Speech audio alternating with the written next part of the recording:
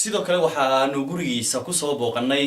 siyaasiga caanka ah ee guud ahaan laga yaqaano dalka Soomaaliya Corneyl Xasan Maxamed Nuur Shaati Guduud gaar ahaan gobolada koonfurta Soomaaliya xilal badanna ka soo qabtay xukuumadihii kala dambeeyay ee Soomaaliya dalka Soomaaliya hadday noqon lahayd maamulkii Maxamed Siyaad Barre dawladii TFG-ga ee kala dambeeyay Xasan Maxamed Nuur Shaati Guduud Corneylku waxa uu haatan ku sugan yahay dalka Jarmalka magaalada Wiesbaden waxaanu ugu nimi inaanu waraysi kala yeelano xasaasiyada ka taagan haatan dalka Soomaaliya gaar ahaan qaybaha baarlamaanka ee isku haya xilka gudoomiyeenimada oo ay sheegayaan in xilkii laga qaaday Shariif Xasan Sheekh Aadan gudoomiyihii baarlamaanka isla markaana si ku meel gaar ah loo doortay gudoomiye kale oo ku meel gaar ah Corneyl Xasan Maxamed Nuur Shaati Guduud oo aan gurigiisa kusoo booqanay baan ugu horreyn waxaan weydiiyay fikirkiisa ku aadan sida uu u arko xilka qaadista Shariif Xasan Sheekh Aadan waxaana ku jawaabay Bismillahir Rahmanir Rahim marka hore waan salaamayaa baada Universal haddii aad weydiisay su'aasha seed u aragtaa dhibaatada ka jirta baarlamaanka Soomaaliya aniga waxaan u arkaa haddii dadka gudoomiyaha hore shirka ka qaaday nidaamkii loo baahan shuruudii loo baahnaa in baarlamaanka uu ku fadhiisto quorumkiisa uu dhan yahay codkiina la qaaday ana waxaan u arkaa in arrintaas ansax ay tahay haddiise sida gudoomiyaha uu ku doodayo ay jirto oo ah in quorumkii uusan dhameen arrintaas waxba kama jiraan gudoomiyihii horaa jira waxaase meesha soo gashay in baarlamaanka uu ansixiyey heshiiskii Kampala wuxuuse kale gudoomiyaha baarlamaanka aan ka maqlay inuu ku doodayo in baarlamaanka uu ansixiyey heshiiskaas qodobkii 8aadna uu sheegayo inaan mooshin la keeni karin baarlamaanka muddo hal sano ah haddii taas ay jirto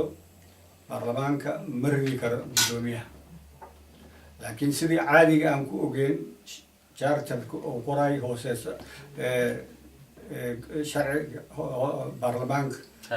xeer hoosaadka uu qorayo haddii quorumka uu dhan yahay cod baarlamaanka nuskiisi hal lagu daray baarlamaanka xilka uu ka qaadi karaa gudoomiyaha Corneyl waxaa jirta imika muddo badan ayaa ay arrimahan baarlamaanka isqabqabsigu soo noqonayeen oo marba isqabsigooda uu soo kordhiyay muddana xildhibaan waad ahayd ka tirsan baarlamaanka dowladda ku meel gaarka Soomaaliya maxaa la oran karaa way keenaan mar walba isqabsigan ka soo baxay golaha baarlamaanka waxaa keena baarlamaanka international community iyo maamulka Soomaaliya hadda awood ku leh ayaga marar kasta soo faragelintaas waxay keentaa in sharciga Soomaaliya u yaal hadda charterka oo marba sidii ay rabaan loo jijiyo maxaa la oran karaa sidii rabaan baa loo jeedaa dhinacii ayaga ay rabaan inay u jeedaan sidii ay u jihayaan Cabdullaahi Yuusuf markii laga qaaday baarlamaanka asugan quorumkii dhameen yaa quorumku waa dhan yahay waa laga qaaday cali geedi markii la erinayay sidoo kale international community-da lug bay ku lahayd haddana waxaan ka yaabaa in ay jirto faragelin international community-da ah oo laba dhinacba ayada ay reexayso Corneyl waxaa jirta isqabqabsigan maadaama lagu jiro xilli kala guura baarlamaankiina imika is haystaan muddaduna is haysasho ay ku dhamaanayso saameyn intee leeg buu ku yeelan karaa fursadan dahabiga ah ee dowladda ku meel gaarka ah ay hadda gacanta ku hayso ee la oran karo maadaama Muqdisho gacanta ugu jirto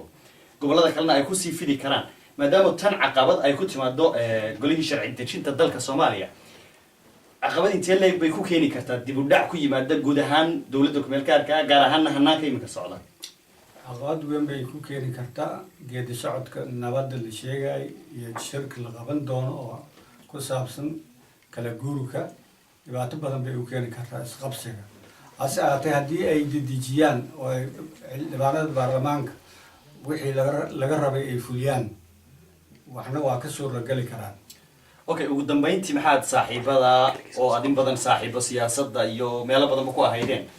hadday noqoto baarlamaanka iyo hadday noqoto dowladda ku-meel gaarka iyo hadday noqoto soomaalida guud ahaanba maxaa tala ahaan usoo jeedin lahayd kawaaya aragnimo ahaan tala ahaan waxaan usoo jeedin lahaa in ay ka baxaan isqabsiga